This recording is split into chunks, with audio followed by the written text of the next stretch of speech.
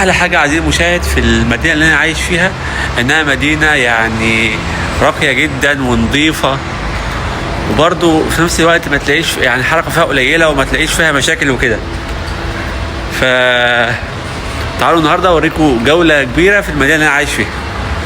واحلى حاجه فيها برضه اللي هي يعني من رغم انها صغيره يعني انها نظيفه جدا، يعني انضف من مدن كتيره جدا هنا في المانيا، ومدينه راقيه جدا وما تلاقيش فيها مشاكل كتير وكده. بس المشكله الصغيره اللي فيها بس ان يعني نسبه العمل فيها او نسبه فرص العمل فيها يعني مثلا 20% قليله جدا بس. فيلا بينا اوريكم جوله هنا في المدينه. اهو احنا كده يعتبر دخلنا على وسط البلد اهوت. زي ما انتم عارفين انا عايش في يعني جنب السنتر كده، يعني يعني اقل من 10 دقايق بالباص، يعني ممكن 2 كيلو مثلا جنب السنتر، فبركب باص مثلا 7-8 دقايق، وهي حته هاديه جدا. هبقى اوريها لكم برضه. وده تيدي، هبقى اعمل لكم جوله جوه. الاسعار جوه خرافيه حرفيا، اسعار جوه خرافيه. احنا كده يعتبر دخلنا الشارع اللي هو بتاع السنتر اهوت طوالي، شارع بقى المحلات وكده. حته زي ما انتم شايفين نظيفه جدا، ما تلاقيش ورق على الارض. وبرضه معلومه والله، كل ما تلاقي المدينه صغيره كل ما تلاقي المدينه انضف، انا اعتقد كده. فالمدينه اللي انا قاعد فيها دي مدينه نظيفه جدا جدا.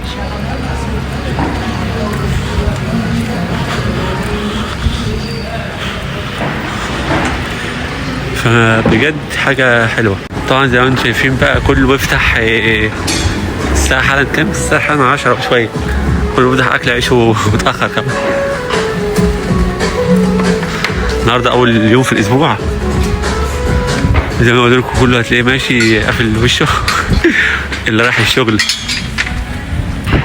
يعني الحمد لله الجو جامد، الجو حلو الحمد لله، بيفضل كده جو جميل، يعني مش حر ومش ساقع يعني. فده احلى، ده الجو المثالي حرفيا، الجو اللي احنا فيه ده. انا خلاص يعتبر قربنا يعني شويه كده ونوصل الدمهوف، مفيش 100 متر ولا حاجه. فالمدينه زي ما انتم شايفين نظيفه وفيها حاجات كتيره جدا، يعني فيها كل حاجه. يعني هي صغيره، فرص العمل فيها قليله، بس فيها كل حاجه حرفيا الا الشغل. زي ما انتم شايفين كده احنا بدأنا ندخل على المدينه اهو. كل ما تلاقي مثلا ناس اكتر كده احنا بقى ندخل على السنتر بتاع المدينه. المدينه من حلاوتها انا بقالي فيها سنين مش قادر افرقها من حلاوه المدينه.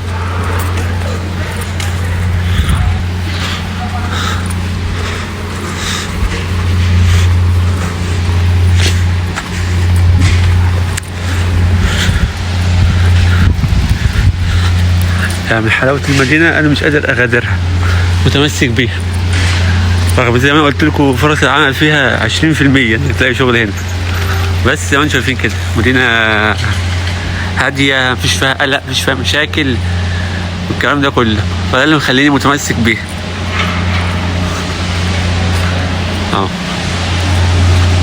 شوفوا وصلنا للضم هناك اهو، دمهوف. الشمس جميله والجو جميل. ها هنا اللي هو الدمهوف. شوفوا بقى عامل لكم شويه لقطات حلوه برضه. شوفوا جو تحفه. انا كنت حرفيا اول 3-4 شهور ليا هنا قبل ما ابدا الجامعه، كنت حرفيا عامل انميل هنا تحت الشجره دي على نفس المقعد ده. كنت قاعد هنا حرفيا اعتقد طول اليوم. انا كنت ملدن هنا، كان الجو حلو بقى، واحد كان لسه جديد في المدينه وحاج قيصر ده. لا بجد الجو تحفه.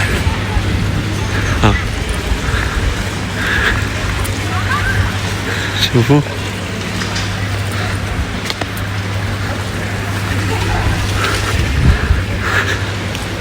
تعالوا اوريكم المنظر من فوق. تعالوا اوريكم المنظر من فوق عامل ازاي.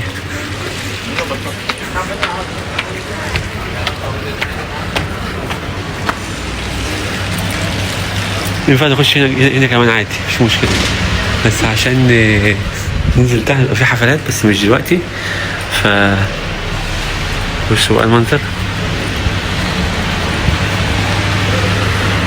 وبجد برضه حاجة حلوة هنا ان التصوير مش ممنوع في اي حتة او في قليل من الاماكن، فاهمة؟ امين. لكن مثلا منظر من فوق حلو.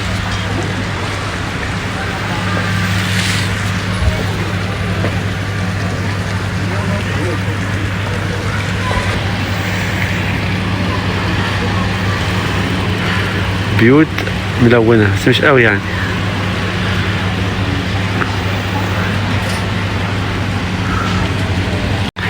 شوف هي الكنيسة، لا اما بقى شغالين هنا لا اما جايين زيارة او كده، يعتبر معلم سياحي. تعالوا اوريكم بقى باقي الايه، باقي المدينة.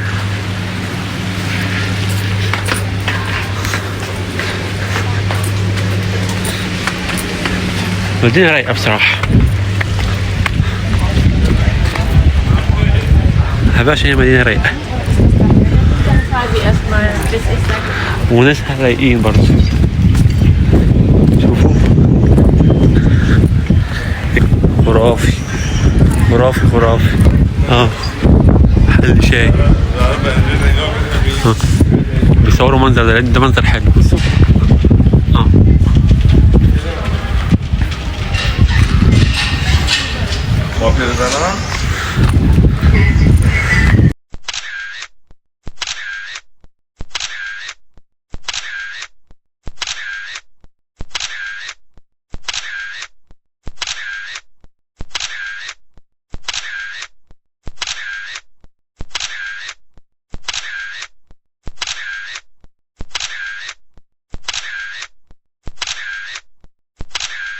وده هنا كده الدوم من ورا، يعني ده شكله من الجهة التانية اهوت، شكله حلو برضو. ده برضو دوم تاني. وده المكان بقى عاملينه بيعملوه في الصيف كده، يعني ايه وكأنهم قاعدين على الشط، لان زي ما انتوا عارفين هنا في المدينة اللي احنا فيها دي نقعد نشوف الشمس هنا.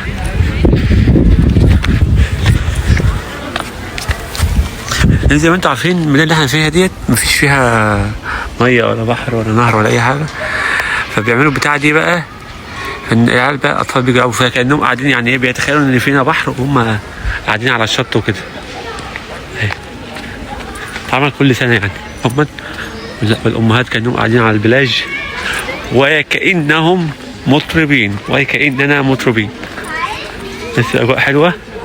اطفال بتلعب اللي مثلا ما لهمش من كده، هم في الاجازه بتاع المدارس دلوقتي اهو. الجو مش حر، انا رمله زي بتاع البحر بالظبط، يعني رمله زي بتفكرني رمله البحر حرفيا. ياه بجد كانوا قاعدين على البحر على الشط. وهنا برضه في العاب للاطفال.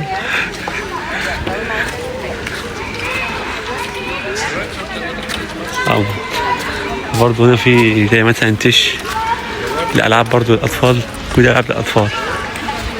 ده لما قاعد بيعمل تان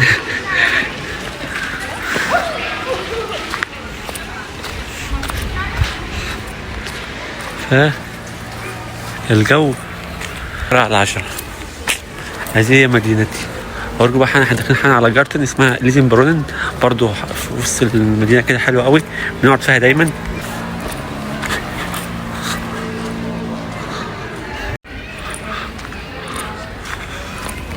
المدينه زي ما قلت لكم نظيفه، اللي هو حرفيا انت لو قعدت على الارض يا دوبك هتفضل نظيفه زي ما هي.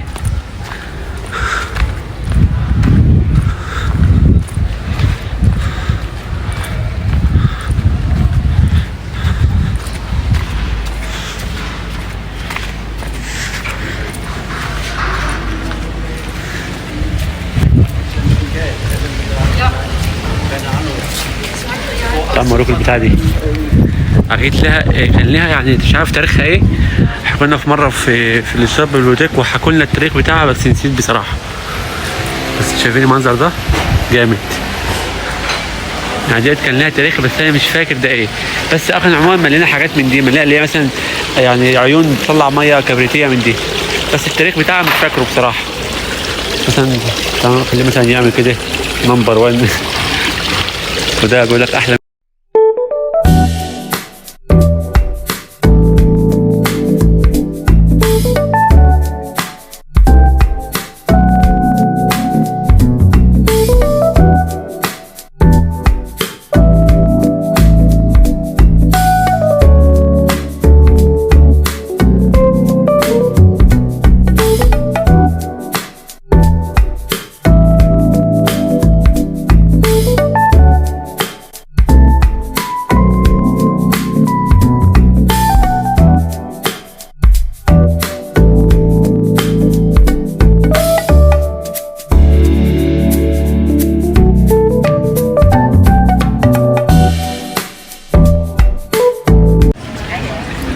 الجو حلو، طول ما الجو حلو انا مبسوط.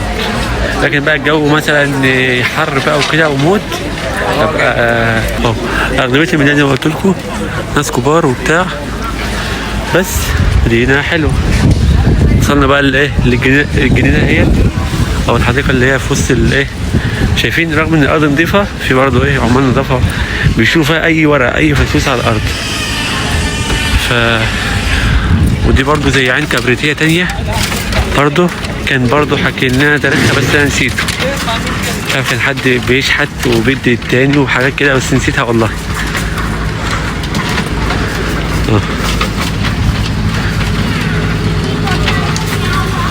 يعني شكل تاريخي قوي. دي الجنينة اللي بقول لكم عليها اللي دايما بنقعد فيها.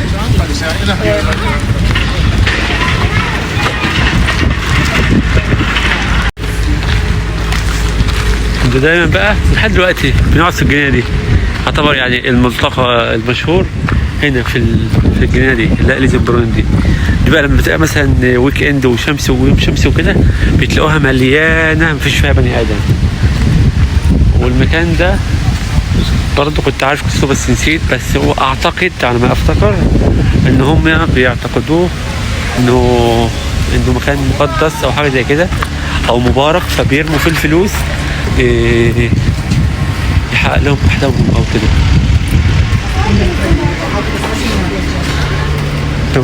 بيرموا فلوس بقى، بيرموا بقى يعني ورق فضة. ففكرته اللي هو او كان اعتقد على ما افتكر ان هو بيعتقد ان هم مكان مبارك وان هم لما يرموا فيه الفلوس الخير هيرجع لهم تاني. بس طبعا الكلام ده ما بيكونش معايا. وفي جوه رسومات غريبة برضه شفتوا هنا. ده السيب اعتقد ما اعرفش ده ايه. وفي رسومات تانية غريبة بس انا اوريكم. ما اعرفش ده اسم ايه برضه تحت دي. ما اعرفش دي اسم اللي هناك دي. فدي رسومات غريبة. إلى ماذا يدعو هذا المكان؟ اقرأ بقى وايه وترجم يا صاحبي.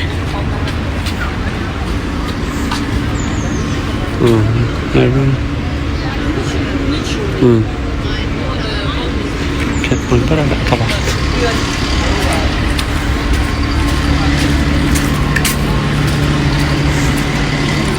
ده كل ده يعتبر في وسط المدينة يعني السنتر وكده. في بقى طبعا شوارع جانبية كتيرة حلوة جدا. كل الشوارع هنا حلوة الجانبية والرئيسية وكله. شوفوا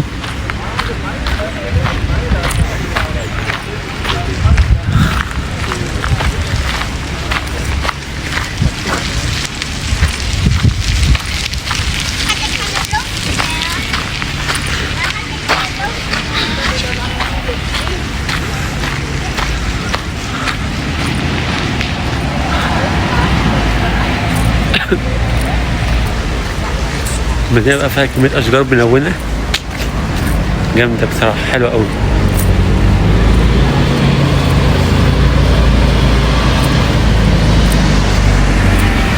ده السنتر يا أصدقاء. تعالوا التقاطع. وده برضه المكان اللي احنا ببقى فيه على طول اللي هو بيعملوا فيه حفلة رقص كل ويكند يتعلموا الرقص وكده. هعدي لكم كام صورة حلوة. شوفوا شغل اللون ده حلو أوي.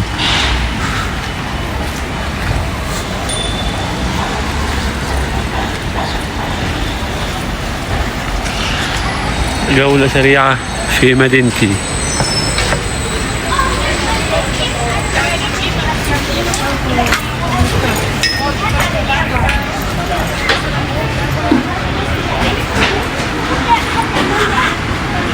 وده بتاع الايس كريم اللي احنا بناكل من عنده على طول، اللي هو ده رايق. السوق زعلان ان هو مقفول، هيفتح بالليل حاضر. وده بقى التقاطة شكله حلو برضه، واديكوا له صورة كده، صورة حلوة.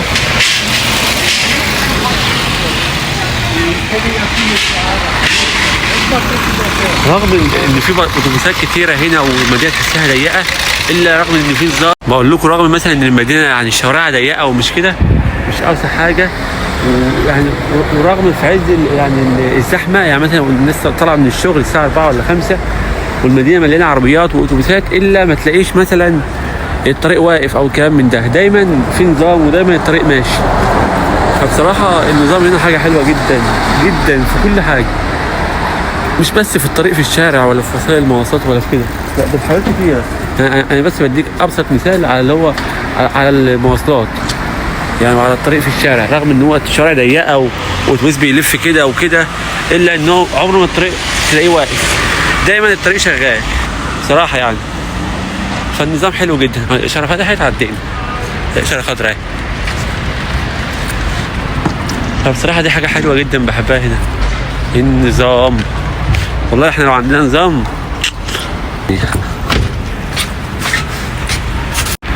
فهي بصراحة النظام بصراحة بيفرق جدا في كل حاجة. اي نعم هم برضه نفس الفكرة عندها في موضوع اللي هم يصلحوا مكان، والله ممكن يقعدوا سنة واتنين محجزين عليه، فدي برضه ما طلعتش مشكلة عندنا احنا بس. وهنا كمان يعني كان في كوبري اصلا، هنا كان في كوبري محجزين عليه من قبل ما اجي، يعني من اكتر من 3 سنين، ولسه مفتوح دلوقتي. تخيل كوبري، حته كوبري كده صغير. فدي مشكله عند كله، مش عندنا احنا بس، حتى هنا اللي هو بياخدوا وقت كتير قوي في الاصلاحات، اللي هي اي حاجه مثلا زي كده. المدينه بقى فيها مباني جميله حلوه جدا. تعالوا اوريكم الطريق ده حلو قوي، في حاجات يعني اشكال حاجات جوه حلوه، شكلها حلو.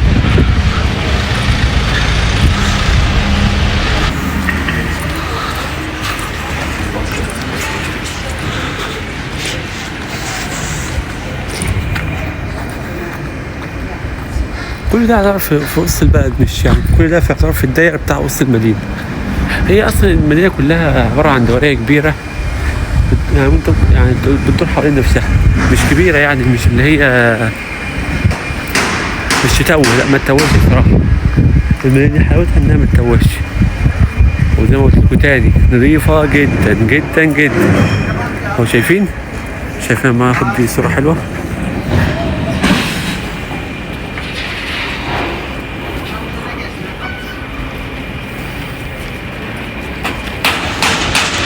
المدينة نظيفة جدا.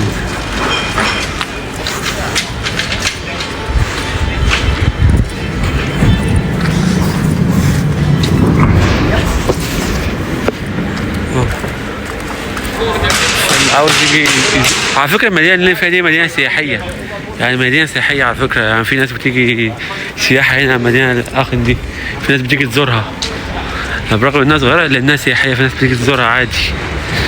فلو جاي اخن كلمنا على طول، انا اكون دليلك هنا في اخن. هلفها لك كلها شارع شارع. انا حان كده يعتبر لفيت فيها جزء صغير جدا، لسه في حاجات حلوه تانية كتيره. في مكان حلو قوي اسمه ايرو بريس، بس لسه ما وديتهولكوش. الكوشي مكان حلو قوي برضه، بنقعد فيه هناك على طول، في نافوره ميه كبيره وفي خضره كده، الخضره في كل مكان كده.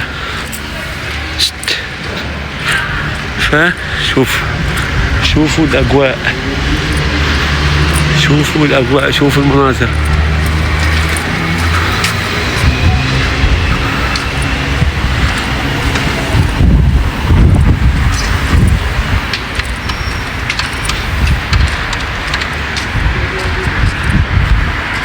جو جميل.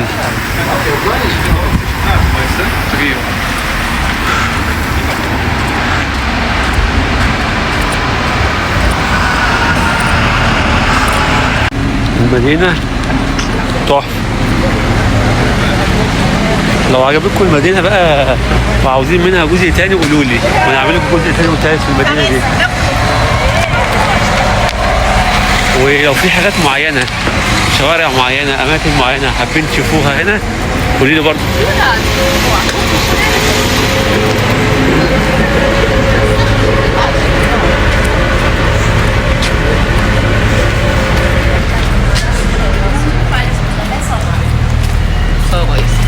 لو في اي اماكن معينه هنا حابين تشوفوها، شوارع معينه، عروض وكده قولوا لي وانا اوريها لكم، مش مشكله.